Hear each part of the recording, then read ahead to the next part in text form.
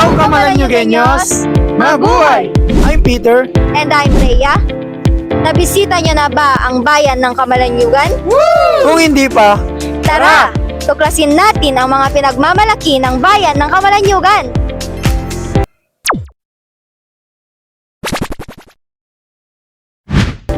Andito tayo ngayon sa San Jacinto de Polonia Parish Church. at ang tinaguriang oldest bell in the Far East, ang Santa Maria Bell. The Santa Maria Bell forged in 1595. This bell has been reputed as the oldest bell in the Far East Asia. In the belfry of Kamalanyugan Parish, hanging together with these are other bells, namely San Jacinto, Santa Barbara, and Santiago Apostol. Puntahan naman natin ang Kamalanyugan Church ruins. Kamalanyugan Church ruins was built in 1596 and it was dedicated to Jacinto of Poland, a Dominican priest and a saint.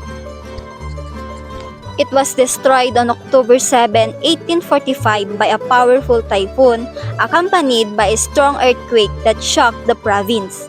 Ruins of the old church serve as a centerpiece to a public park where locals could relax and spend time.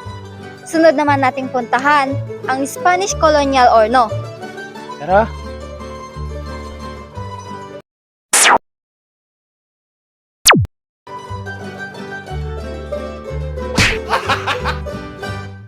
Kamalanyugan Horno was built like a fortress and a function as a watchtower. And today, it serves as a viewing deck for locals and travelers.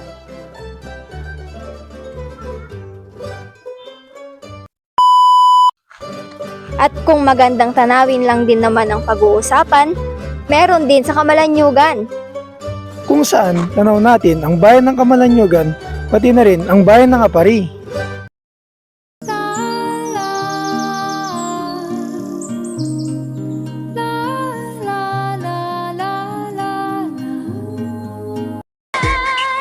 Piliin mo rin ang Pilipinas, kapulo ang kwintas ng pelas. Ang nasaksihan nyo nga ay naganap dito sa Katotoran Boulevard. Happy 428 Patronal Town Fiesta and 12 Banana Festival Kamalanyugan. Maraming salamat. Paalam!